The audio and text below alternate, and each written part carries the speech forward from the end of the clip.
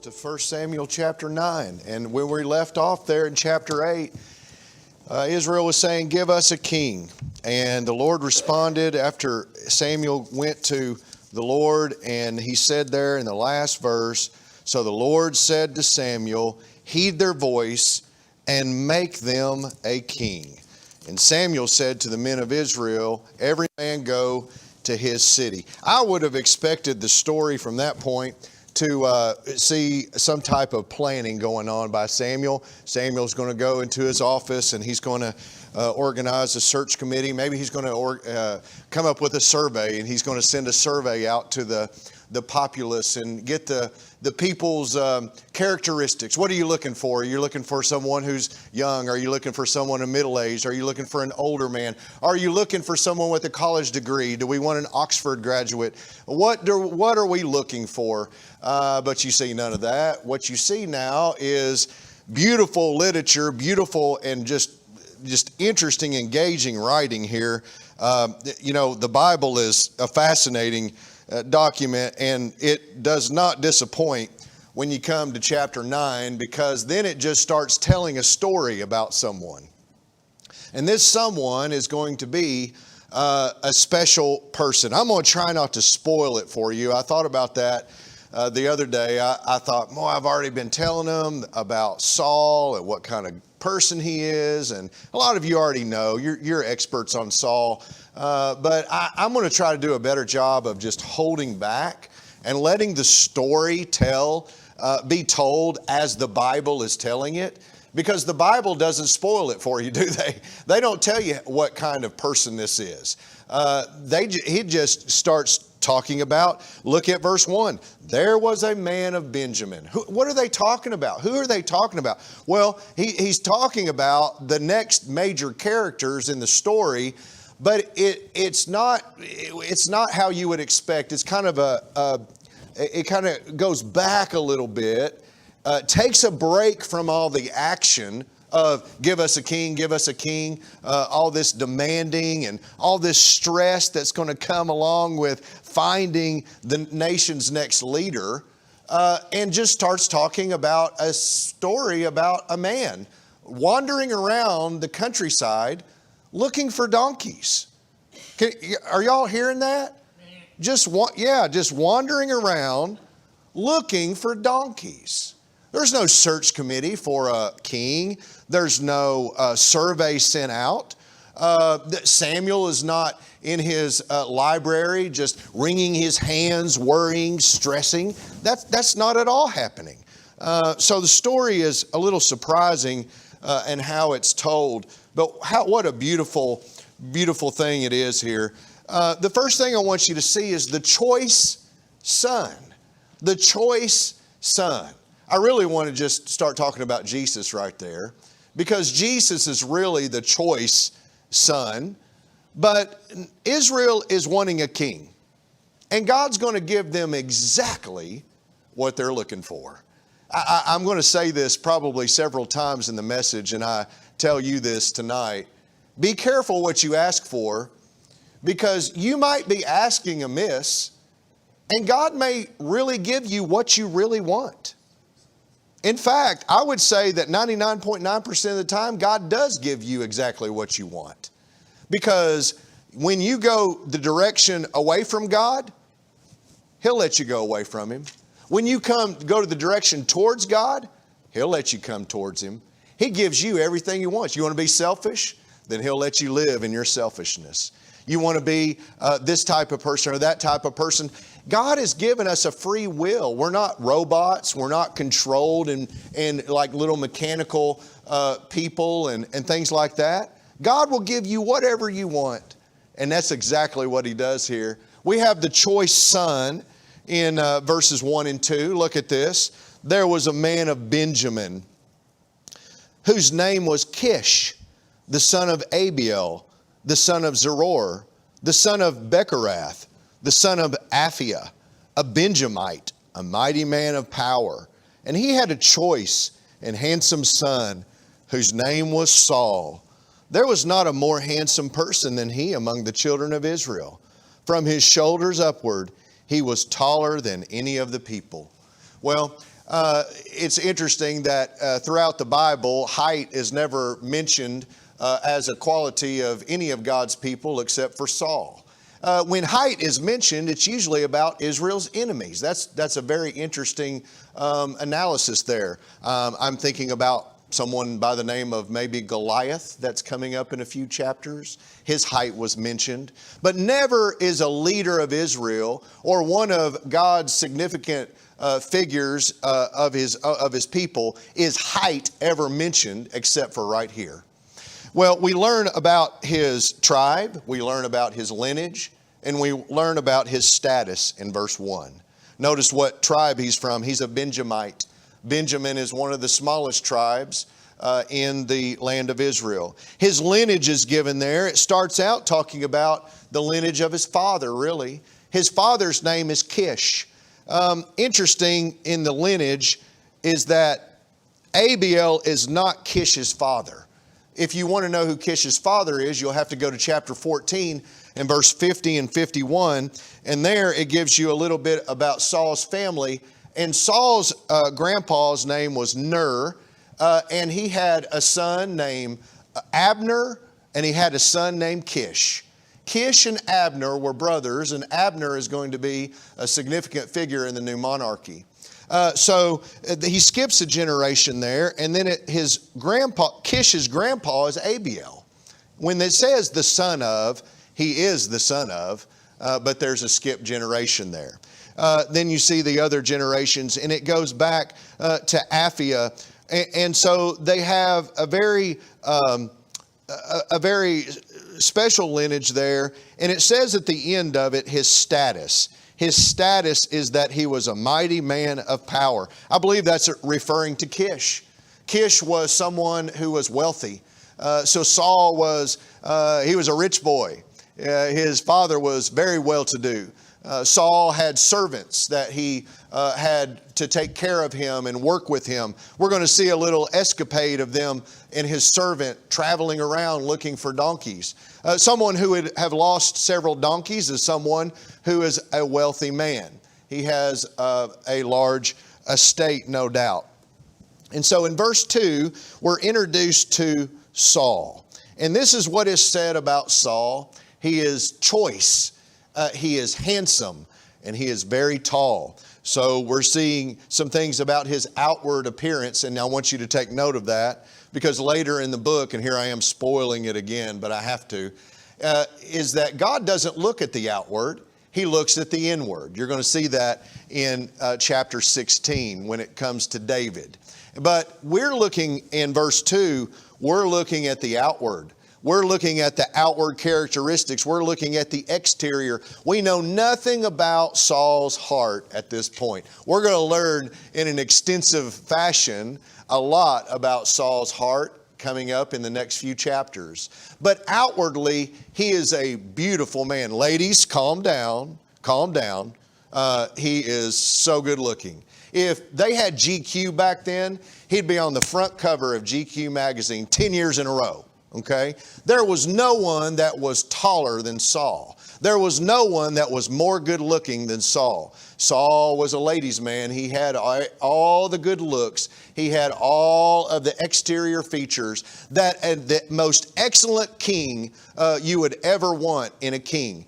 No doubt when they see how tall he is, they're going to have great respect for him. No doubt when he speaks, people are going to listen in admiration because of his eloquence and his beauty. He is a very beautiful person. So that's the introduction. He's the most handsome and tallest man in the country. The second thing I want you to see is this search party. Notice in verses 3 through 5, there's a little search party, and Saul's father, Kish, has lost some donkeys. And it says there that Kish said to his Saul, in verse 3, please take one of the servants with you. Did you notice that? Did you catch that?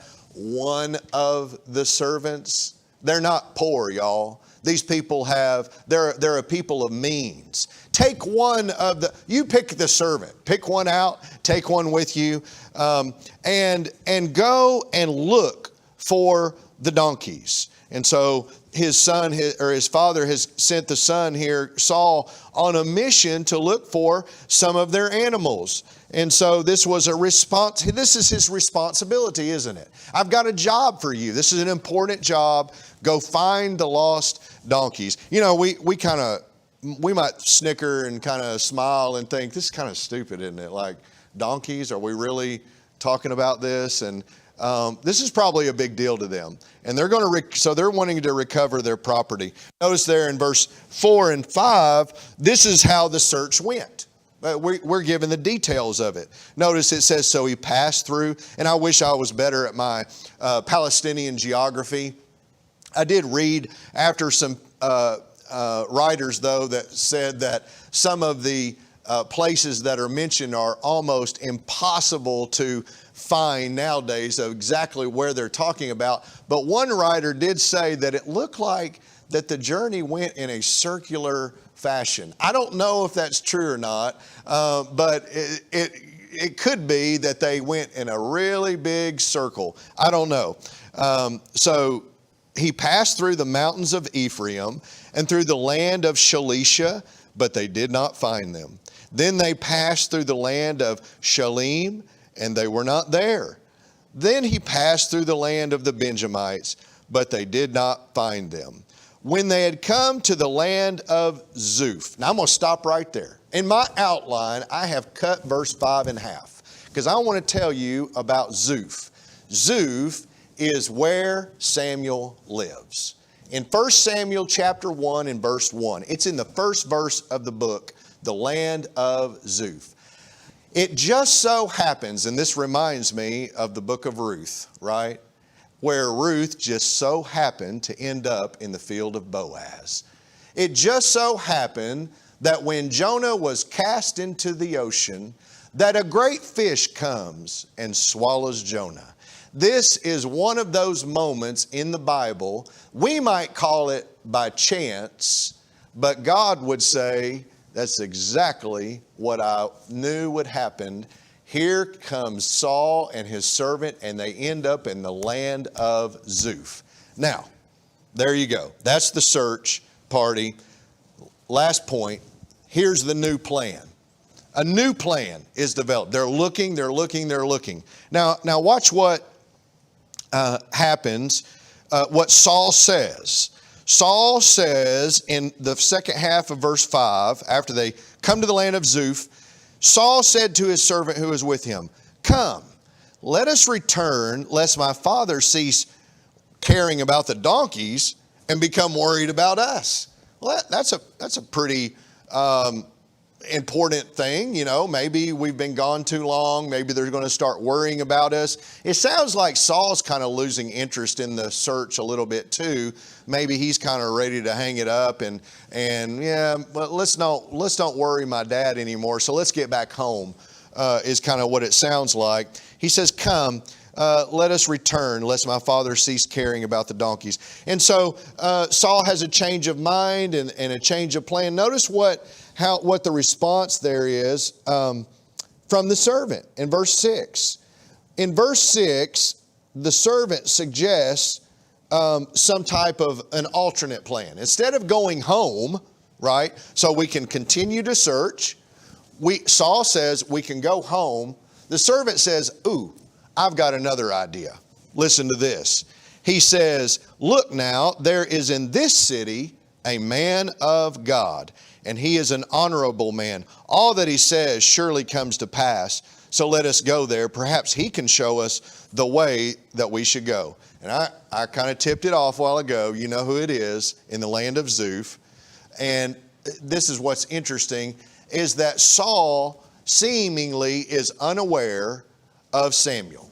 No, unaware. Now, if you go back a few chapters here, it says that everyone in the country knew who Samuel was, and they thought he was a great leader and a man of God. Saul has no idea that they're in the town where Samuel is, but his servant does. Now, I don't know if that's that's a little bit of a red flag. The servant knows more than the future king. So Saul is seemingly unaware of that. He's got a plan. Then Saul responds, and we learn something about Saul's belief about this man of God. And I hope you'll remember this message about 2 weeks ago or week ago Wednesday from the book of Acts about a man named Simon. Y'all remember that? Simon the sorcerer. And Peter told him, you and your money can die together.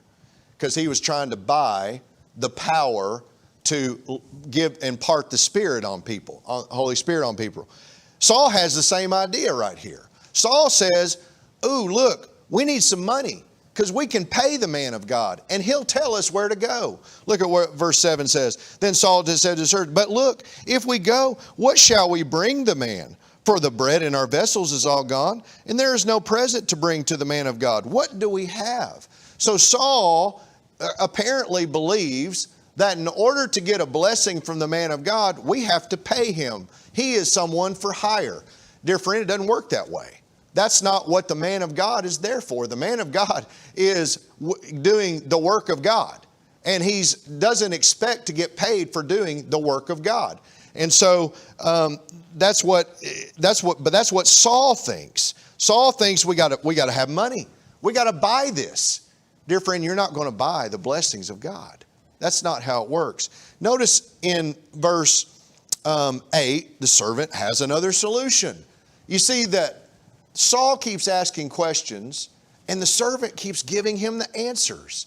Saul is out here confused about God, confused about the man of God, confused about the blessings of God, confused about even where he is, can't find the donkeys, can't find the man of God, doesn't even know that they have any money, doesn't know anything, but the servant has all the answers. Notice what it says there in verse 8. And the servant answered Saul again. You see what the writer is doing. He answered Saul again. You see that? It's repeated again. He's giving him more answers. Again, the answers are coming from the servant. And that's okay. I'm glad the servant knows that. But you would hope that Saul would know a little bit more and be a little more in tune with God.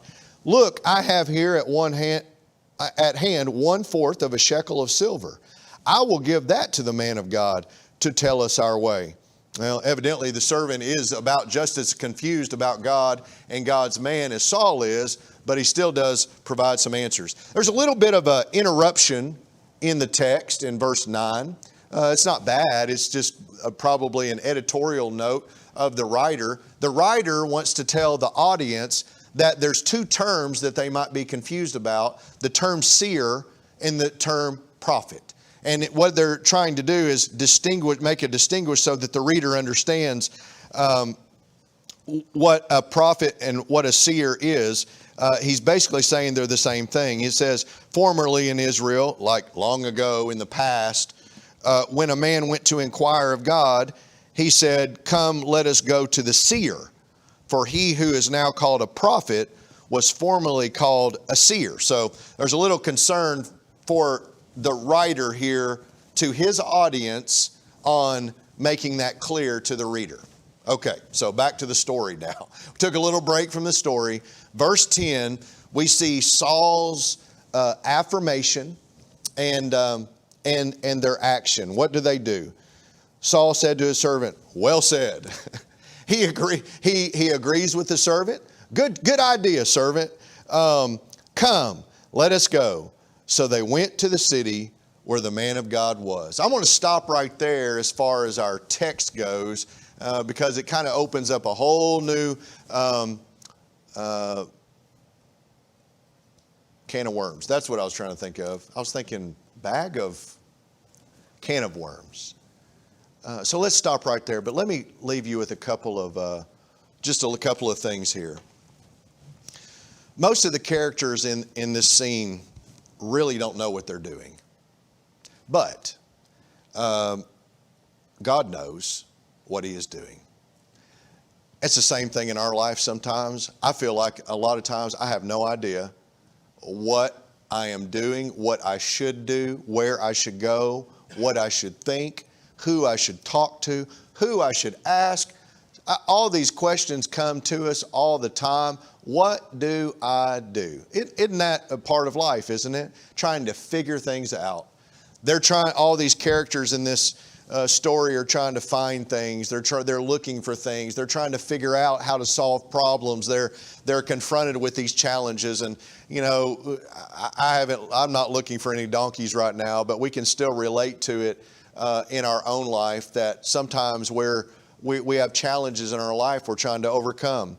And here's the encouraging thing, is sometimes we don't know what we're doing and why we're doing it, but God knows exactly why we're doing it, and God knows exactly what He's doing.